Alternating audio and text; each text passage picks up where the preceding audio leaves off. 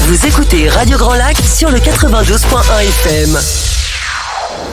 Cette émission vous est présentée par Bricomarché, Grésy-sur-Aix. Tendance déco. Des idées et des conseils pour votre intérieur avec Jessica.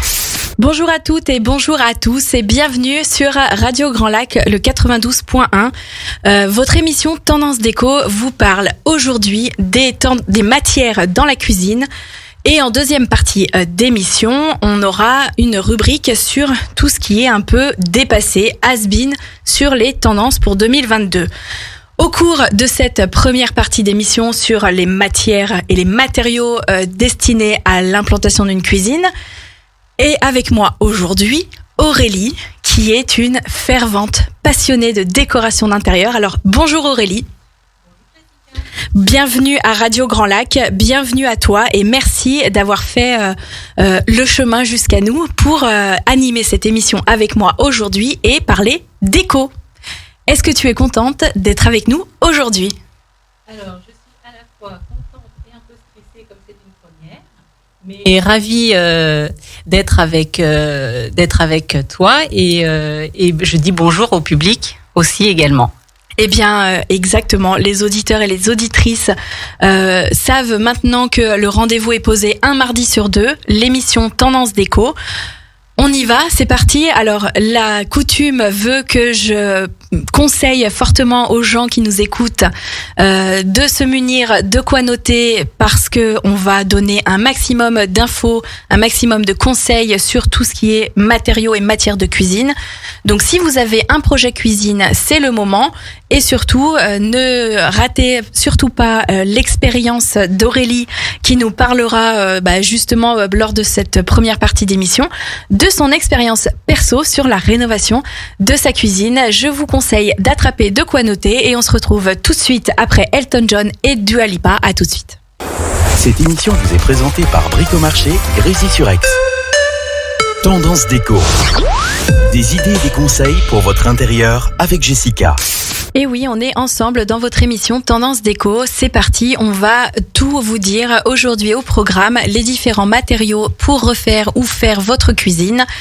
Aujourd'hui, comme je vous le disais il y a quelques minutes, Aurélie qui est avec moi et qui est donc une vraie passionnée de déco. Donc c'est encore une fois merci d'être là, c'est chouette de pouvoir partager ce moment avec toi. Et puis surtout, ce qui est hyper intéressant et je pense que les auditeurs et auditrices de Radio Grand Lac vont apprécier, c'est que tu vas nous expliquer, puisque tu es en train ou tu as refait ta cuisine qui va être installée très sous peu, là, je crois, fin du mois. Fin du mois, oui, c'est voilà. ça.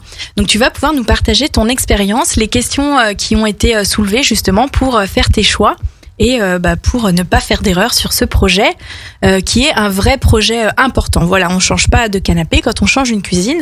Il faut prendre le temps de le faire et il y a tout un tas de questions à se poser. Alors, les premières questions, je dirais, sur les matériaux. Tout un tas aujourd'hui de matériaux existent quand on refait sa cuisine. Et quand on fait le tour des cuisinistes, on est parfois perdu, puisqu'ils nous proposent énormément de choses. Entre les matières, les matériaux, les effets de matière et les couleurs, on ne sait pas trop des fois. Et je pense que tu le confirmes. Oui, tout à fait. Dans quelle direction partir et faire partir son projet. Alors, un projet cuisine, ça veut dire quoi ? Qu'on peut aussi éventuellement envisager un changement de revêtement de sol. Si on a le projet de le faire, c'est le moment puisque il serait dommage de faire la cuisine et puis 2 mois après de faire le revêtement de sol. Donc, si on peut le faire, évidemment, je vous conseille fortement de le faire avant la pose de la cuisine. Une fois qu'on a son revêtement de sol, on va aussi parler des murs, des revêtements muraux et ensuite de la cuisine. Alors pourquoi je parle des revêtements de sol et des revêtements muraux ? Puisque ce sont des choses immobiles et qu'on ne refera pas tous les 4 matins normalement et que du coup on va privilégier et prioriser sur une implantation de mobilier. Est-ce que toi, alors je te demande au fur et à mesure parce que c'est des questions qui me viennent, mais est-ce que toi Aurélie, c'est quelque chose que tu as fait ? Est-ce que c'est le revêtement de sol, est-ce que tu l'as refait ou est-ce que c'est du neuf ? Alors, en fait, c'est une construction neuve, donc le sol et les murs étaient pensés en amont. Et pour la maison, en fait, on avait choisi un revêtement unifié sur, comme c'est une maison donc toute avec les pièces toutes ouvertes, on avait choisi un revêtement unique sur toutes les pièces. En fait, donc cuisine, salon, séjour, bureau, c'est tout ouvert et c'est le même revêtement. Et c'est le même revêtement. Alors, l'avantage d'unifier comme tu l'as fait le sol et l'ouverture visuelle, on va avoir vraiment l'impression, on a souvent des grandes pièces, mais on va aussi visuellement agrandir l'espace et ne plus structurer et donc visuellement réduire les volumes avec des revêtements de sol différents. C'est pour cette raison que vous avez fait ce choix-là. Tout à fait. Voilà. Possible de me tutoyer, Jessica. Oui, mais alors je dis vous parce que je parle de toi et Ah oui, mon mari. Ah là, ton mari, exactement. Est-ce qu'il nous écoute d'ailleurs? Alors j'imagine que oui. Mais je lui ai envoyé l'info. J'espère que oui. Eh bien, s'il nous écoute, on le salue. Voilà. Bonjour Christophe. Et voilà, je t'embrasse. bonjour Christophe. Voilà. Donc on va parler de votre maison à toi et Christophe. Voilà. Alors, on choisit donc le revêtement de sol. On va faire en sorte qu'il soit dans un style qui nous plaît, tant qu'à faire. Et pour choisir un style qui nous plaît, il aura fallu construire son projet en amont. Évitons, encore une fois, je le dis souvent dans cette émission, de faire des achats coup de cœur. Sans avoir en amont réfléchi à ce qui nous plaira sur le long terme et surtout à ce qui nous correspond.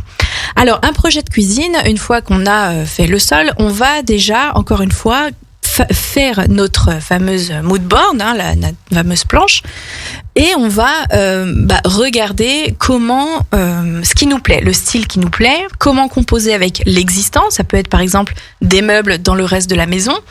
Et tout ça va nous donner un fil conducteur sur les couleurs et le style. Mais ça ne va pas vous aider sur les matériaux. Et c'est là l'intérêt de cette émission. Alors, est-ce que tu as préparé en amont, toi, le style qu'il te fallait? Alors, j'empiète parce que je suis curieuse, mais j'empiète sur ton témoignage, exactement. Mais est-ce que c'est quelque chose que tu as fait en amont de savoir? Tu es allé chez un cuisiniste en ayant déjà travaillé un peu ton projet. En fait, comme je connaissais aussi un petit peu les tenants, les aboutissants, j'avais travaillé le projet bien en amont. J'avais aussi travaillé sur des planches tendances, des modélisations, etc. pour avoir aussi un rendu global. On voulait se diriger sur une déco plutôt scandinave, mais pas non plus trop scandinave avec des couleurs neutres, apporter quelques points lumineux et puis quelques touches de noir aussi un petit peu pour donner un petit côté chic à la décoration. Oui, parfait.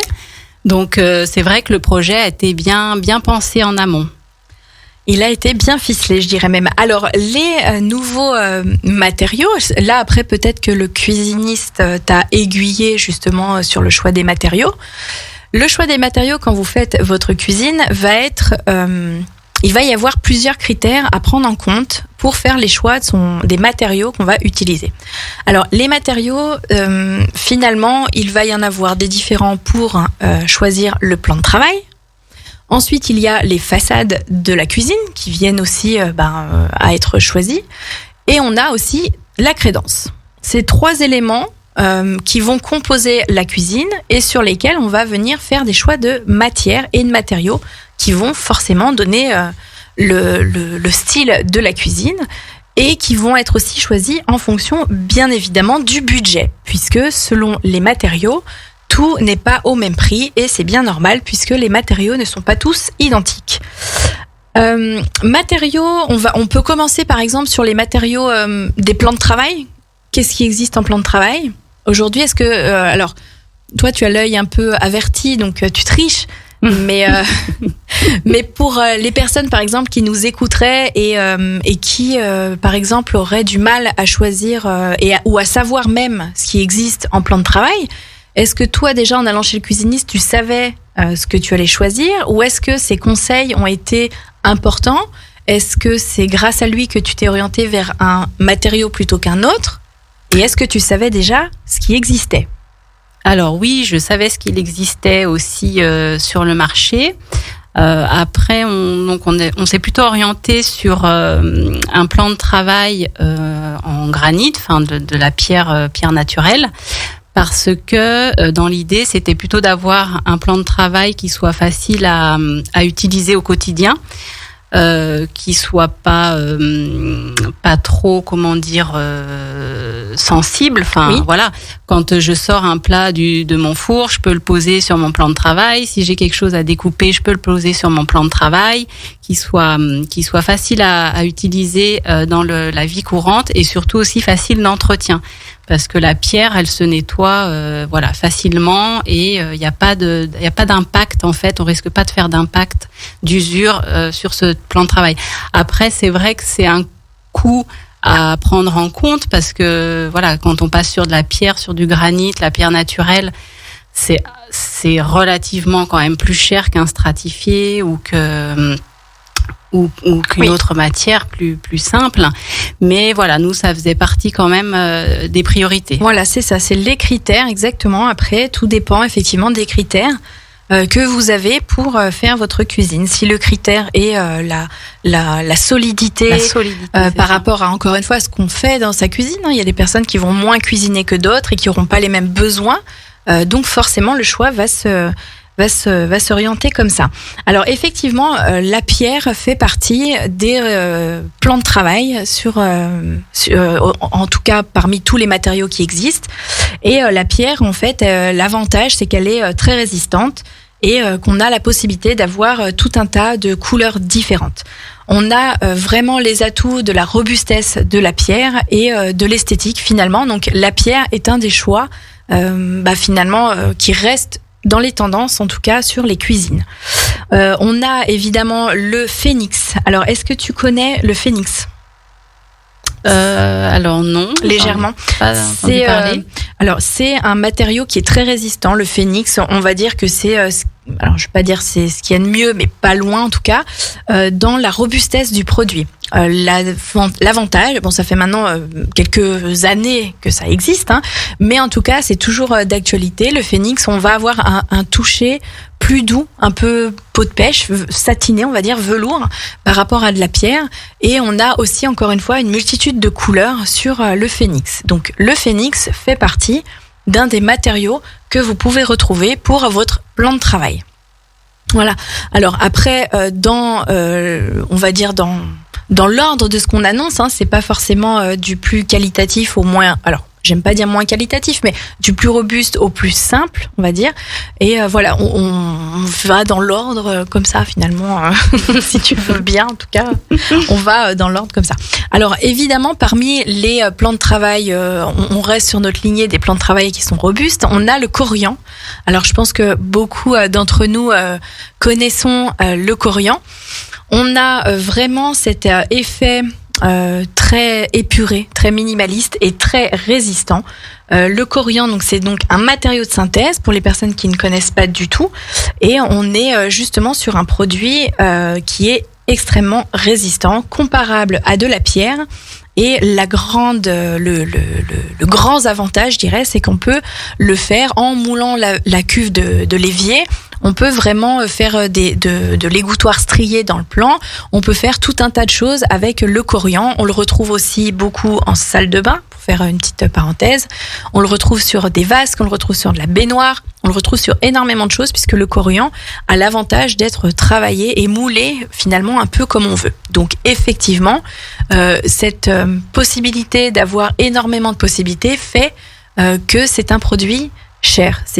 Voilà, on va vraiment être dans quelque chose on peut dire haut de gamme et d'onéreux. Donc si vous voulez du corian, sachez que c'est extrêmement résistant, mais par contre ça demande un budget assez important. Alors ensuite, après le corian, on a aussi le dectone. Est-ce que le dectone, tu connais un peu, Aurélie ? Alors oui, effectivement, le dectone, c'est aussi un matériau qu'on avait étudié. Après, si mes souvenirs sont bons, je crois qu'il était un petit peu moins résistant à l'usure des couteaux type céramique que la pierre. Alors le dectone, on est sur encore une fois un plan de travail, par exemple de cuisine en dectone. On va être sur quelque chose qui est très résistant également, vraiment. Voilà. Donc dans la continuité, c'est vrai que on a voilà quelque chose pareil. Encore une fois, si on veut cuisiner directement sur le plan, on a vraiment voilà quelque chose de très très qualitatif. Après, c'était au niveau de la finition. Je crois que le Decton, il y avait peut-être toujours une finition beaucoup plus lisse, et c'est vrai que sur le granit, on a une finition un petit peu plus effet cuir, effet matière. Qu'on voulait aussi oui, c'est possible. Effectivement, voilà. Sur le Decton, ça va être ça va être vraiment un effet velours, je trouve plus, mais bon, on va vraiment avoir un effet velours et satiné, voilà. Qu'on n'a pas du tout sur un granit ou un quartz, où là on est vraiment sur de la pierre, donc on a cet effet pierre justement qui est recherché. Voilà. Sur le Phoenix et le Decton, on a vraiment cet effet lisse qui apporte un côté ultra moderne, mais aussi très lisse au toucher. Mais on est en tout cas vraiment sur des choses qui ont une très haute résistance aux rayures. On a aussi quand même pas mal de choix sur les finitions de couleurs. Par contre, c'est vrai que souvent c'est uni. À part si on part sur des effets marbre ou des effets vraiment des imitations pierre, où là non, mais la plupart du temps les couleurs sont assez uniformes, effectivement. Donc en résumé, sur les grandes tendances de matières et matériaux de cuisine ultra résistants, on va avoir les pierres, le quartz, le granit. On va avoir le phénix, on va avoir le Decton et puis le corian. Là, ça fait vraiment partie des matériaux qui vont être hautement résistants. Et puis on a ensuite le plan de travail en stratifié. Donc le stratifié, alors ça va être bien moins résistant que tous les produits qu'on vient de voir. Ils vont pas être dans la masse. Le stratifié, c'est un revêtement, un décor qu'on vient mettre sur le plan de travail. L'avantage, c'est qu'il offre une multitude de choix sur les couleurs. Est-ce que vous aviez envisagé le strat ou pas du tout Alors le stratifié, non, pas du tout, parce que voilà, nous, comme je disais, nous on recherchait vraiment la résistance, parce que le stratifié, si j'ai une poêle ou un plat chaud, il vaut mieux le poser sur un dessous de plat, oui, vaut mieux protéger. Et nous, on voulait vraiment un plan de travail qui soit facile à vivre au quotidien. Et alors voilà, c'est sûr que le stratifié permet un choix dans les finitions, les coloris beaucoup plus larges. Oui. Et puis après, en termes de coûts, de tarifs, il y a rien à dire. C'est sûr, on arrive à trouver des stratifiés globalement à des prix qui sont très acceptables, et là effectivement ça va être vraiment un choix très sympa quand on veut avoir une cuisine qui soit sympa à notre image, avec un choix de couleurs, mais en maîtrisant son budget, et puis en n'ayant pas les mêmes besoins de cuisine, ou par exemple je disais tout à l'heure, des personnes qui vont moins cuisiner, qui n'auront pas forcément envie de couper directement sur le plan de travail. Stratifié, c'est très bien aussi. On en a sous toutes les couleurs, sous toutes les formes, j'allais dire, mais surtout sous toutes les couleurs. On a des imitations bois, on a des imitations noyer, chêne. Il y a énormément d'essence de bois imitée grâce au stratifié. Et puis on a aussi des effets pierre, ciment, béton, etc. sur du stratifié. Donc c'est bien, puisque du coup toi tu savais déjà ce que tu voulais. Tu vas nous expliquer dans quelques instants justement ton témoignage, et je pense que ça va intéresser beaucoup de monde. Pour terminer en quelques mots sur les différentes matières de plan de travail.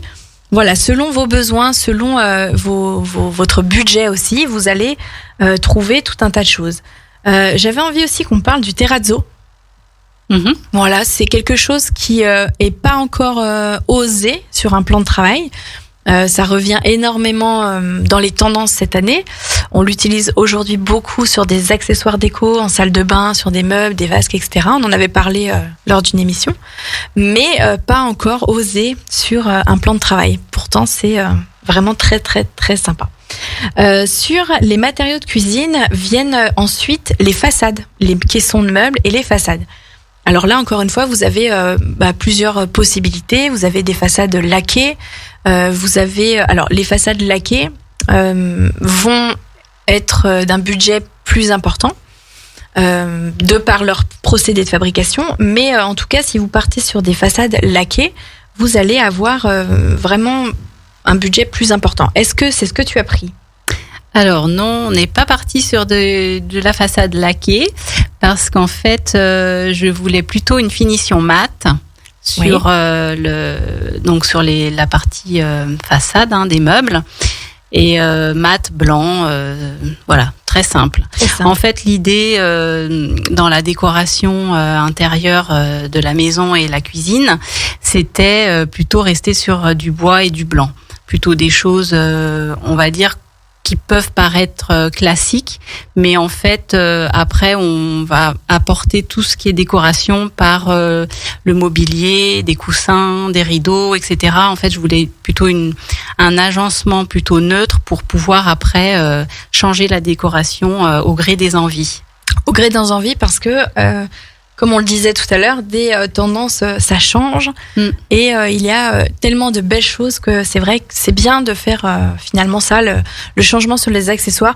Bien que si tu travailles ton projet correctement, en théorie, ça sera intemporel. Après, tu reviendras toujours dans ton même style. C'est vrai. Voilà, si tu l'as travaillé en amont. Sur les façades, alors du coup, ce que tu dis, c'est intéressant parce que des façades laquées, on peut avoir des laques satinées ou mates ou brillantes.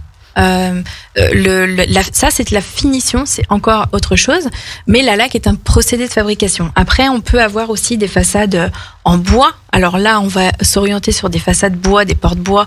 Si on a plutôt envie d'un style campagne chic, un style un peu plus rustique, ou par exemple, je pense au chalet en station. Là, voilà, on va vraiment faire de la cuisine qui va aller avec tout l'environnement, et donc forcément chalet. Qui dit chalet dit bois. Donc effectivement, on va pas mettre une laque brillante. Ou si on peut mettre des laques mates aussi sur des chalets, par exemple, que on mixe un style rustique et moderne. Pourquoi pas, finalement, avec un plan de travail aspect pierre, ça peut le faire aussi, si on imagine. Bien qu'après sur les façades, c'est vrai que la majorité des façades sont blanches, mais il y en a quelques-unes justement en bois pour rappeler un petit peu le sol et pour ramener un petit peu de chaleur au mur. Dans ton projet ? Dans mon projet. Ah bah voilà, tu vois. Voilà, ne dis pas tout. Bah, tu vas tout nous dire. On va se faire une petite pause musicale.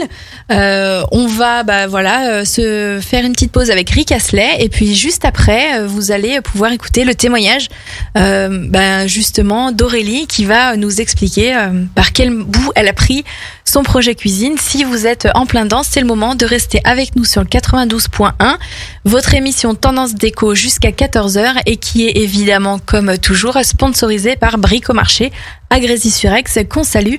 Restez avec nous, on se fait une petite pause, à tout de suite. Tendance Déco. Des idées et des conseils pour votre intérieur avec Jessica.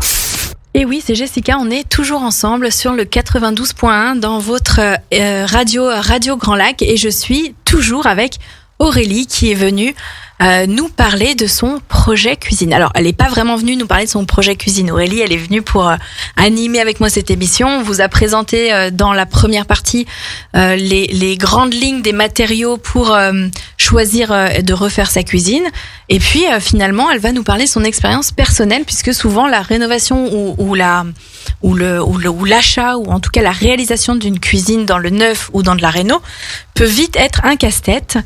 Donc, Aurélie va tout vous dire, n'est-ce pas ? J'espère. Tu vas tout nous dire.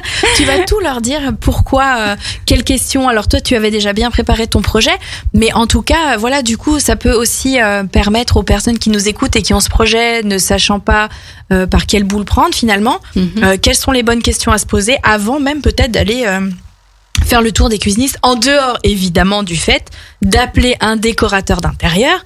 S'ils ne veulent pas faire appel à nos services, eh bien, quelles questions peuvent-ils se poser ?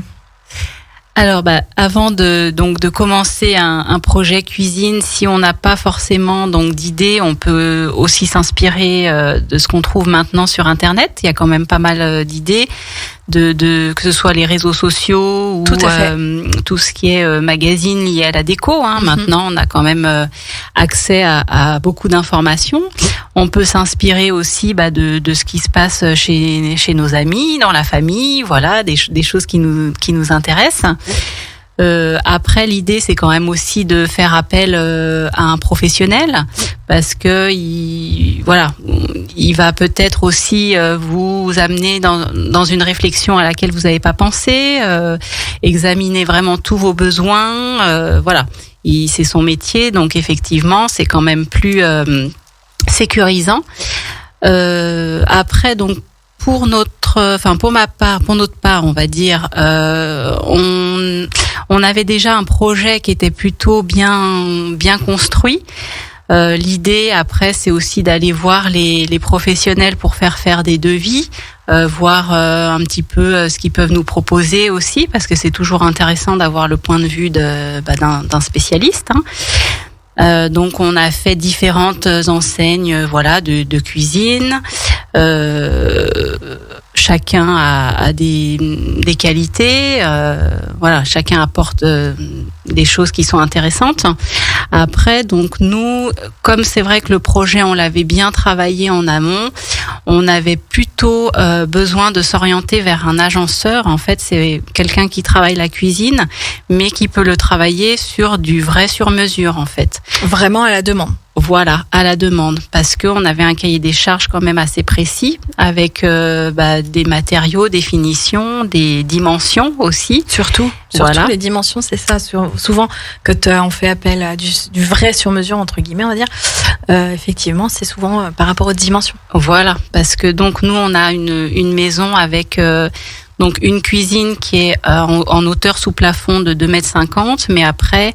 ce projet va s'étendre dans la partie habitation, séjour, où là on a des hauteurs à 3 mètres. Donc effectivement, il fallait quelqu'un qui puisse pouvoir agencer les meubles sur différentes hauteurs. Voilà.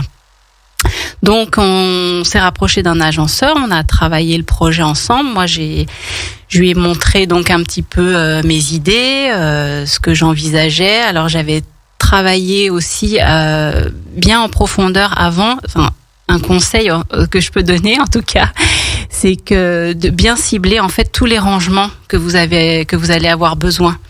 Les rangements, alors bien sûr il y a les appareils électroménagers, mais une chose aussi à bien penser, c'est où est-ce que je les veux? Est-ce que je les veux à hauteur? Est-ce que je les veux en bas? Est-ce que je les veux sur le haut de ma cuisine? Donc ça, c'est à bien penser. En termes de rangement aussi, tout ce que je dois ranger, l'épicerie, la vaisselle, mes plats à four, etc. Mon tiroir à ustensiles, est-ce que j'en ai beaucoup? Voilà. Donc ça, c'est tout des choses qu'on avait plus ou moins organisées. Et puis après, on voulait, alors pas de meubles hauts. On n'a que des colonnes et puis un espace, un linéaire en fait, bas, parce qu'au milieu en fait, donc on a l'îlot qui se poursuit après en table. Donc l'îlot qui est un petit peu plus surélevé pour travailler à hauteur. Donc et après qui finit en table hauteur standard aussi 75 cm. Eh ben effectivement cette cuisine elle était déjà bien pensée en amont. Alors c'est intéressant ce que tu dis parce que du coup là vous avez fait le choix de mettre un îlot. Ça fait partie par exemple des questions à vous poser chers auditeurs. Est-ce qu'on a besoin d'un îlot? Est-ce qu'on en a envie? Est-ce qu'on a la place? Moi, c'est vrai que j'ai déjà rencontré des personnes. On faisait la cuisine. Ils voulaient à tout prix un îlot, sauf qu'ils n'avaient pas la place de le mettre. Donc, le fait de le vouloir à tout prix, il faut être sûr de pouvoir le mettre parce que sinon, il faut quand même garder de la place pour circuler autour. Tout à fait. Ouais. Et quand c'est pas possible, il faut revoir un peu sa copie et se dire on peut peut-être pas mettre un îlot central puisque finalement il n'y a pas la place, mais on peut peut-être se mettre un bout d'îlot différemment pour que ça reste fonctionnel et garder quand même l'envie du départ présent dans le projet. C'est quand même intéressant et toujours mieux quand même d'honorer les envies des clients. C'est ça. Pour la petite histoire d'ailleurs, comme on voulait justement absolument un îlot et que la maison n'était pas encore construite, et justement on a dû faire une modification de permis et d'agrandir de 20 ou 30 cm je crois la cuisine pour pouvoir justement circuler facilement. Alors, Quand on est en construction, j'allais dire, il y a encore moyen de bouger les murs, mais quand c'est de la rénovation, il faut faire avec l'existant. Non, on casse pas les murs, pas tout le temps. Pas tout le temps. Donc oui, c'est vrai que là, ça facilite le projet du coup. Voilà, c'est vrai que on avait travaillé l'intérieur, l'extérieur. J'allais dire, quand on a même un projet de construction, il faut presque partir de l'intérieur pour savoir ce que va donner l'extérieur finalement. Tout à fait. Oui, et oui, parce que sinon, c'est vrai que souvent on le voit. Il y a des contraintes liées au mur, on va dire, à l'architecture de la maison, et du coup, on peut pas forcément faire tout le temps ce qu'on veut.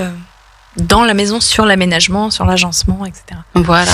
Et voilà. Bon, là, t'as eu vraiment beaucoup de chance. On a pu en tout cas pousser les murs. C'est le cas de le dire. Tu pourras dire, on a poussé les murs pour faire notre cuisine. Pour faire notre îlot. Au sens propre. Voilà. Mais voilà, en tout cas, voilà, c'est une des questions à se poser. Est-ce qu'on veut un îlot? Est-ce qu'on veut, alors, il existe différents types de cuisine aussi. Du coup, c'est intéressant. Tu parlais de votre choix d'avoir fait une cuisine avec de la colonne et du linéaire, sans meubles hauts. Voilà, ça peut faire partie des questions à se poser. Est-ce qu'on veut une cuisine en L? Est-ce qu'on veut une cuisine en U? Ou au contraire, uniquement sur un linéaire et de la colonne? Voilà, ça va être aussi vraiment, alors, avec plusieurs critères en fonction de la pièce déjà. Comment est faite la pièce? Quelles contraintes il y a dans cette pièce? Et puis aussi, l'utilisation qu'on a au quotidien de la cuisine. On n'a pas tous les mêmes besoins, donc qu'est-ce qui est le plus pratique pour les uns, voilà. Et puis après, on va avoir une fois encore des critères de sélection. Toi, tes critères de sélection, c'était quelque chose de robuste pour cuisiner, etc. D'autres, ça va être un critère design. D'autres ça va être un critère vraiment petit espace, ou d'autres, ça va être le critère budget qui va les guider. Voilà, faut vraiment, je pense, réfléchir en amont à tout ça. Qu'est-ce qui va guider votre projet cuisine? Voilà, les premiers des critères. Et ce sur quoi on est finalement intransigeant. C'est bien le mot intransigeant. Bon, après, faut laisser quand même un peu libre espace aux cuisinistes. Voilà. Oui, bien sûr, évidemment. Ils sont là pour évidemment pour nous conseiller. Autre chose, qu'est-ce que tu aimerais nous rajouter sur ton expérience? Alors sur mon expérience, après je dois dire un élément qui était aussi, alors pas difficile, mais voilà, sur lequel il faut aussi se pencher, réfléchir, c'est justement tout le choix de l'électroménager. Oui. Parce que ça peut représenter aussi un budget conséquent dans la cuisine, parce qu'il y a les meubles d'un côté, mais il y a aussi tout ce qui est électroménager. Et après, pareil, il y a aussi des concessions à faire. Par exemple, moi, j'avais envie d'un grand espace frigo. Mais voilà, il faut savoir que quand on choisit des frigos encastrés, voilà, on a aussi des contraintes de rangement. Je pouvais pas aussi mettre un congélateur à côté, etc. Donc voilà, il faut savoir que pareil, une famille nombreuse qui aura aussi besoin d'un grand espace de rangement, peut-être s'orienter sur un frigo qui soit pas encastré. En pose libre, ouais, tout à fait. Voilà, plutôt que ou avoir un deuxième frigo dans la buanderie, par exemple. Ou voilà, ou avoir 2 points en tout cas, effectivement, réfrigérants. Voilà. Oui, les frigos encastrés, effectivement, il y a un peu de place. Un peu moins de capacité. Ensuite, sur la partie four micro-ondes, donc pareil, je voulais aussi qu'il soit en colonne, côte à côte, donc aligné. Donc on est parti sur des plus petits modèles. Parce que au quotidien, on est 2 et l'idée c'est pas aussi on pense aussi à l'aspect consommation après, forcément quand on va cuisiner et donc l'idée c'était aussi d'avoir des appareils où on va pas se dire je vais mettre en marche un four XXL alors que au quotidien on est 2. Donc voilà, sûr. C'est des petites subtilités auxquelles il faut penser et que on travaille justement avec l'agenceur cuisiniste qui nous propose des modèles en adéquation à nos attentes. Oui, tout à fait. C'est d'où l'intérêt, comme tu disais tout à l'heure, d'être conseillé par un professionnel. Voilà. Exactement. Autre petite anecdote aussi, j'ai mon ami qui a malheureusement des problèmes de dos, comme bon nombre de Français, je pense. C'est ça. Et donc il y avait le choix du lave-vaisselle, en fait, parce que le lave-vaisselle, on s'en sert quand même quotidiennement. Et effectivement, pour les gens qui ont des problèmes de dos, se baisser, c'est pas forcément commode. Simple, voilà.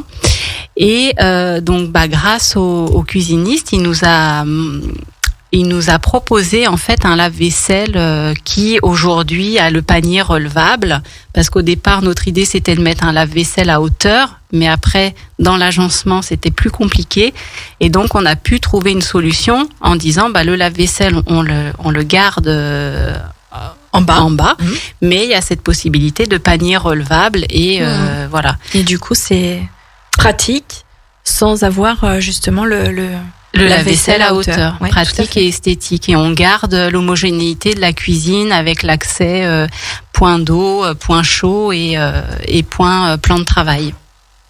Voilà. Ensuite, l'électroménager, qu'est-ce qu'on a d'autre ? On a la plaque. Ah oui. On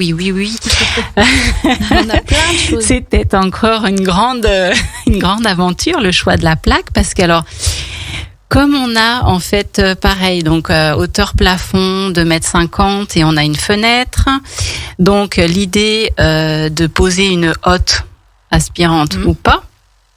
Et donc moi je voulais plutôt quelque chose d'épuré, donc la seule façon de faire quelque chose d'épuré c'était de mettre une hotte en plafond. Oui. Mais la hotte en plafond à 2,50 m, c'est un peu haut, c'est pas très efficace. Voilà. C'est ça. Donc pareil, avec le cuisiniste, on a aussi trouvé l'idée donc de mettre maintenant, il existe des grandes plaques de cuisine avec la hotte intégrée par le milieu. Exactement, aspirante. Tout à voilà. Fait. Ça c'est génial, ça c'est... c'est super quand on n'a pas la possibilité justement de mettre une hotte de plafond, ou qu'on veut pas mettre forcément la hotte telle qu'on la connaît, on va dire. Tout à fait. Ouais. Ah oui, la plaque aspirante intégrée au plan de travail. Voilà. C'est très très chouette. Alors c'est vrai que ça prend la place d'un tiroir. Par contre, oui, c'est tout à fait. Alors si on a une cuisine un petit peu petite, ça fait un rangement moins, mais dans notre cas, c'était pas gênant. C'était pas gênant parce qu'on avait pas mal d'autres rangements et donc on pouvait se permettre de condamner un tiroir. Un petit peu, voilà, c'est ça. Ce qui est effectivement la partie encastrée va venir effectivement condamner le tiroir juste dessous la plaque. Voilà. Après, souvent sous les plaques, c'est pas courant sous les plaques qu'on ait un tiroir quand même aussi. Donc finalement, c'est pas si gênant que ça. C'est effectivement. Voilà. Tout à fait. Bon, alors je pense effectivement alors on va en 2 mots résumer pour les personnes qui nous écoutent. Le projet cuisine, il peut se travailler en amont. Et puis sinon, il peut déjà inspirez-vous du style, des couleurs qui vous font plaisir. Regardez par rapport à votre pièce, peut-être travailler aussi en amont, réfléchir aux implantations qui vous plairaient dans votre utilisation personnelle de la cuisine. Et puis, je dirais qu'avant de démarrer, un projet cuisine, on va regarder tous ces aspects-là, les critères qu'on veut allouer à ce projet. Et puis, je pense que aussi important, et on se le dit parfois, mais pas assez, réfléchissez au budget que vous voulez allouer à votre cuisine. L'enveloppe va déterminer beaucoup de choses et ça évitera finalement que vous embarquiez dans des choix ou dans des projets qui ne sont pas, on va dire, en corrélation avec le budget de la personne. Voilà. Il existe de tout et vraiment on peut faire des cuisines avec des budgets serrés comme des très gros budgets. Donc voilà, guidez-vous avec vos goûts, vos envies, la fonction que vous voulez avoir de cette cuisine. Et puis, encore une fois, c'est important, l'enveloppe que vous voulez allouer à ce projet. Est-ce qu'on a tout dit sur la cuisine? Alors, certainement pas, mais je pense qu'on en a dit déjà un petit peu. En tout cas, on a dit tout ce qu'on pouvait dire en 50 minutes, surtout qu'il nous reste une partie. On va quand même parler, on avait dit, des tendances cette année qui vont s'essouffler. C'est ça, finalement? Oui, parce que l'idée, c'est aussi la déco, on le sait, c'est un éternel recommencement. Donc il y a des tendances qui sont tendances à certains moments, qui reviennent, mais sous d'autres formes. Voilà, des années qu'on retrouve, les 70s, les années 90, qui sont pas si loin pour nous, mais maintenant qui sont vintage. C'est ça, le vintage, oui. Voilà. Oui. C'est ça. Donc effectivement, il y a un remaniement des styles et des tendances. On vous dit dans quelques minutes lesquelles. Attention à ne pas être has-been chez vous. Même si j'aime pas trop le terme. On se fait une dernière petite pause musicale avec Bruno Mars et on revient tout de suite pour vous présenter les tendances qui s'essoufflent. À tout de suite. Cette émission vous est présentée par Bricomarché, Grésy-sur-Aix. Tendance déco. Des idées et des conseils pour votre intérieur avec Jessica. On est toujours là, il est 13h54 exactement et il nous reste 6 minutes ensemble. C'est passé très vite. Aurélie, elle est toujours là avec moi. Ça va Aurélie ? Ça va toujours. On va parler ensemble justement des dernières tendances qui vont justement s'essouffler. C'est ce qu'on disait juste avant la pause musicale. Je suis sûre que t'as pas vu passer l'heure. J'avoue. Ouais, voilà. Bravo. On est toujours ensemble sur le 92.1 Radio Grand Lac et votre émission de Tendance Déco va vous présenter des tendances qui n'en sont plus trop. Je trouvais que c'était sympa de dire ça. Des tendances qui ne sont plus trop. Qui n'en sont plus trop.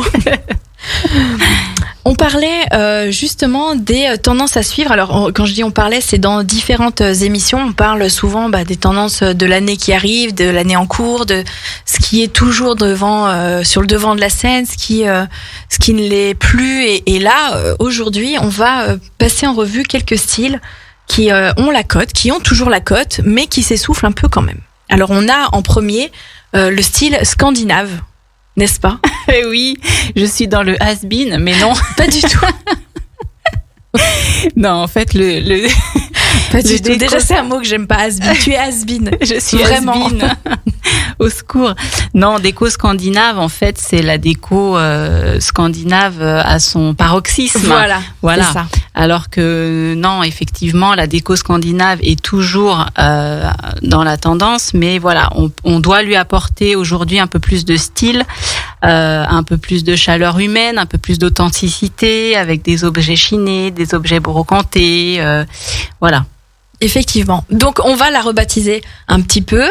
Pourquoi pas ? Un peu beaucoup. Alors nous, on n'a rien inventé, hein, on a juste suivi les tendances. La déco scandinave, on va la rebaptiser la déco Scandicraft. Scandicraft, exactement. Alors Scandicraft, pour les personnes qui nous écoutent et qui ne connaissent pas, finalement, ça va être de revoir cette déco scandinave en chinant, en apportant des touches d'authenticité et moins épurée, telle comme tu le disais, finalement, la déco scandinave... vraiment dans son poussé intégralité. Voilà, poussé à l'extrême, exactement. On va apporter un peu d'authenticité dans cette déco Scandicraft. Le style épuré, il est aussi un peu en train de s'essouffler. Voilà, l'idée maintenant, c'est aussi toujours dans un intérieur minimalisme ou avec des couleurs neutres, d'apporter quand même, comme on disait, quelques touches de couleurs. C'est ça. Ou des objets XXL, enfin voilà, pour marquer vraiment voilà, on peut déco. Apporter une touche de couleur un peu pop, quelque chose qui va être un peu plus fun et qui va casser un petit peu la monotonie finalement du style épuré, encore une fois comme on le connaît, c'est-à-dire tout vide. Oui, voilà, qui peut sembler aussi un peu tristoun. Donc, tout à fait. C'est ça, c'est tristoun le mot. On a inventé un nouveau style qui s'appelle le tristoun. La déco bohème surchargée, pareil, on en a marre de la voir. Oui, alors là, l'idée aussi, c'est de trouver le bon équilibre entre minimalisme et maximalisme. Voilà. On réinvente les styles aujourd'hui sur Radio Grand Lac. J'espère que vous êtes à l'écoute. Effectivement, la déco bohème, on l'allège un petit peu et voilà, on trouve, comme tu dis, le bon équilibre. Alors, le rose poudré, je sais pas si on peut dire que c'est un style qui s'essouffle. En tout cas, c'est alors ça reste quand même des tendances de couleurs, les roses poudrées, surtout dans les intérieurs art déco, les intérieurs ou surtout souvent dans les chambres à coucher, finalement on le retrouve et on arrive à trouver un bon équilibre. Donc on va se le garder encore un petit peu. Alors, il y a encore des projets avec juste quelques touches de couleurs vives. C'est ça, exactement, tout à fait. Alors les nuances, pour pas dire gris, beige, les nuances neutres, finalement pareil. Moi je le vois aussi finalement au quotidien, les gens qui font un intérieur neutre parce que finalement ils savent pas quelle couleur choisir ou quel style choisir. On s'en lasse du neutre. Un mur gris, un mur blanc, un mur beige, finalement la lassitude s'installe. Oui, j'imagine. Et finalement, c'est normal puisque on va être avec ces tons neutres dans un style tristoun. Le gris, on peut en apporter quelques touches quand même dans sa déco parce que c'est une couleur qui est toujours intemporelle et qui se marie quand même avec beaucoup d'intérieur. Mais voilà, comme tu dis, on évite le total look. Le total look, c'est ça. Et puis c'est surtout que voilà, comme tu dis, on peut l'apporter par touche. Ça reste. Alors c'est intéressant ce que tu dis. Le gris, ça reste un ton neutre et du coup il faut quand même dans n'importe quel style avoir des bases neutres quand même pour venir après structurer tout le reste. Mais voilà, comme on le dit, pas le total look gris. C'est triste un petit peu, tristoun. Voilà, toujours. On a toujours aussi alors les papiers peints avec des décorations tropicales, le look jungle. Ça reste quand même dans les tendances, mais je pense qu'on en a trop vu. Et c'est souvent le risque, hein, justement, sur les très très grosses tendances qui sortent en fanfare et qui plaisent à tout le monde.